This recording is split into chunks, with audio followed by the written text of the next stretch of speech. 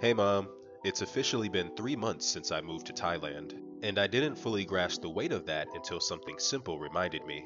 The 90-day SIM card I bought when I first arrived runs out tomorrow.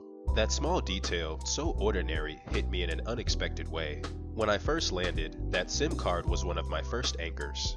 A way to stay connected, navigate a new city, look up translations, maps, and messages. Back then, 90 days felt like a long time. It's strange how quickly 90 days can vanish, how the clock keeps turning regardless of whether I feel present in its rhythm. When I first arrived, time felt dense and stretched. Every hour packed with newness, every moment sharp with uncertainty. But somewhere along the way, that intensity softened. Days began to blend. Routines formed. The once unfamiliar became familiar. And that's what unsettles me the most. How fast a season of life can disappear when you're not paying attention. The expiration of a SIM card shouldn't feel profound, but it does, because it quietly marks a full cycle, a full quarter of the year, a phase I can't get back.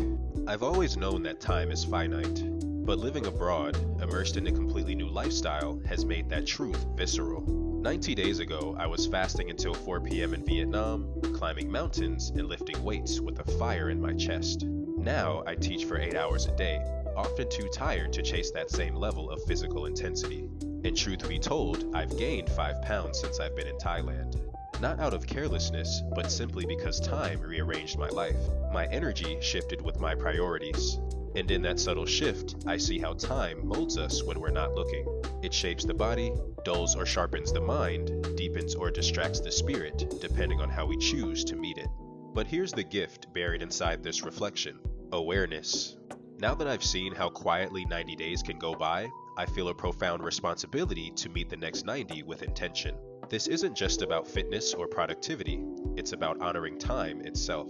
About realizing that every day that passes without conscious effort is a day that could have carried me closer to who I want to become. It's not about regret, but about recalibration. If the last 90 days were about finding my footing, the next 90 will be about deepening my stride. So now, with the next 3 months stretching ahead of me, I feel a renewed clarity. I want to meet these next days with deliberate effort. Not to make up for anything, but to honor what I've learned. That time is quiet, but powerful. That it will pass whether I notice it or not. The SIM card was just a tool, but its expiration became a milestone. A reminder that time is always moving, and that I can either drift with it or move through it with purpose.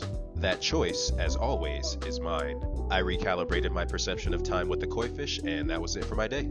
Okay, love you. Bye.